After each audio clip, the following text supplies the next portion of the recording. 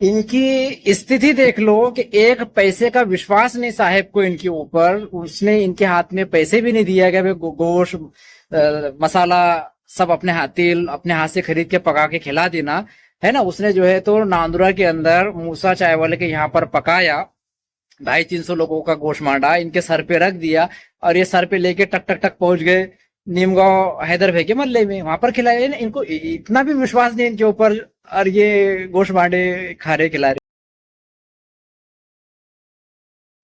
गोश्त मांडा एक ऐसी चीज है, आदमी अपने आप को रोक नहीं पाता है। भले ही 5 साल में इन्होंने रनिंग आमदार को कितनी गालियां दी हो, कितनी बुराई की हो, मगर गोश मांडा बोले कि सब भूल कर, वो गजनी की मेमोरी है ना 15 मिनट की, वैसे ही ये सब भूल भाल कर जो है तो नीमगांव फाटे पे हैदर के खेत में पहुंच गए। 250-300 लोगों का जो है तो गोश्त मांडे का प्रोग्राम था, हड्डा तोड़ने का। किसकी प्लेट में 4 फूट गई, किसके इसमें 5 ही, लेकिन आमदार ने 500 करोड़ कमाया, किसके ध्यान में भी वो बात आती नहीं है ना। मूसा चाय वाले के यहाँ पर उन्होंने मस्त बेहतरीन एकदम खुशबूदार लजीज गोश्त मांडा पकाए, वहां से लेकर के सीधा और नीमगांव में जाकर जो है 250-300 लोगों का गोश्त मांडे खाने का जो है तो प्रोग्राम रखा गया था। अभी गौर करने की ये बात है कि 5 साल तक के जिसके खिलाफ जो है तो उठते बैठते चाय पीते हुए ये गालियां देते रहे, देख देख के उंगलियां बता बता कर जो है और अब जो है 4 डल्ले प्लेट में आ गए कि ये सब भूल गए, है ना। ये कौन मंडली है, आप समझ सकते हो, है ना। दूसरी बात, मेरे तक खबर ये आ रही है कि वंचित का जो उम्मीदवार है आमदार का, मलकापुर नांदुरा मतदार संघ थे, उसको सदर साहब ने 70 लाख रुपए का जो है तो ऑफर लेकर गए। मतलब एक तरह की ये दलाली कर रहे हैं, है ना, कि भाई तू बैठ जा, 70 लाख रुपए मैं जो है तो साहिब से दिला देता हूँ। तो ये कौम के जो कायदीन है, सदर साहब है ना, जो भी हटो हटो मेरा नाम लिखो बड़े हैं, तो ये किस तरह दलाली कर रहे हैं। अभी छोटी मोटी दलाली से भी बढ़कर अब ऊपर की हद तक पहुंच गए। 70 लाख रुपए का जो ऑफर वंचित के उम्मीदवार के पास में सदर साहब लेकर गए थे, आमदार साहब की तरफ से एक दलाली का रोल ये भी अदा करने में लग चुके हैं।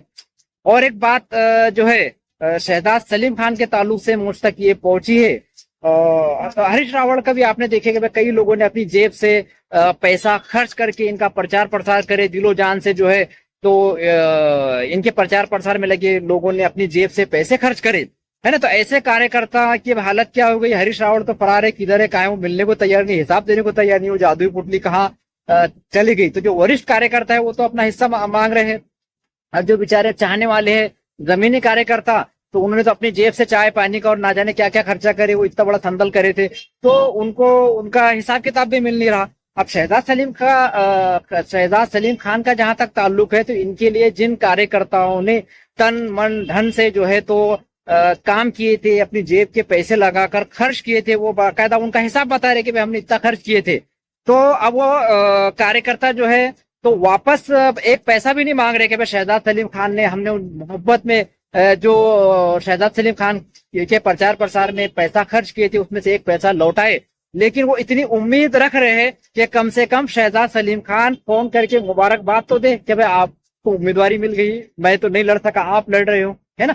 तो ये आप समझ सकते हो, एकदम स्पष्ट मैं बात कर रहा हूं। तो कैसे है कि कैसे हमारी समाज में ठग है, अपने आप को कायदीन कहने वाले, सदर कहने वाले, हटो हटो मेरा नाम लिखो जैसे जो लोग हैं, उनकी स्थिति क्या है कि जो कार्यकर्ता ने तन मन धन से उनके लिए काम किया है, वो बेचारे जिल्लत की मार खाते हुए इधर फिर रहे कि हरीश रावल के जो चाहने वाले उनकी हालत बद से बदतर होते जा रही है ना। ये शहजाद सलीम खान के लिए जिन्होंने तन मन धन से खर्च करे, तो उनकी स्थिति आप देख सकते हो। मैं जो इशारा कर रहा हूं कि मैं कम से कम एक मुबारकबाद तो देना चाहिए।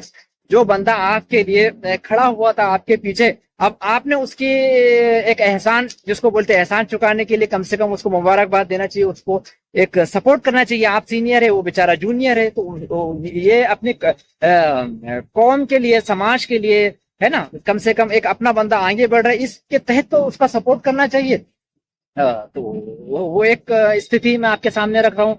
बाकी गोश्त मांडे की तो मैंने चर्चा कर ही लिया। नीमगांव फाटे पर हैदराबाद के खेत में जो है 250-300 लोगों के लिए जो तो पकाकर लेकर गए, मूसा चाय वाले के यहाँ पकाए थे उन्होंने।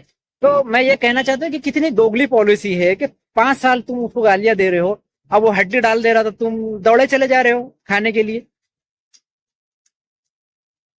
कितना खोल खोल के समझाए, कितना बोले, है ना। अ, अपनी कैसा कि अपनी खुद की एक सूझबूझ पैदा करो, अपने आप को मजबूत करो, है ना। फिर दलाली के लिए पहुंच गए, वंचित वाले के पास में 70 लाख दे रहा है, बोले बैठ जाओ, है ना।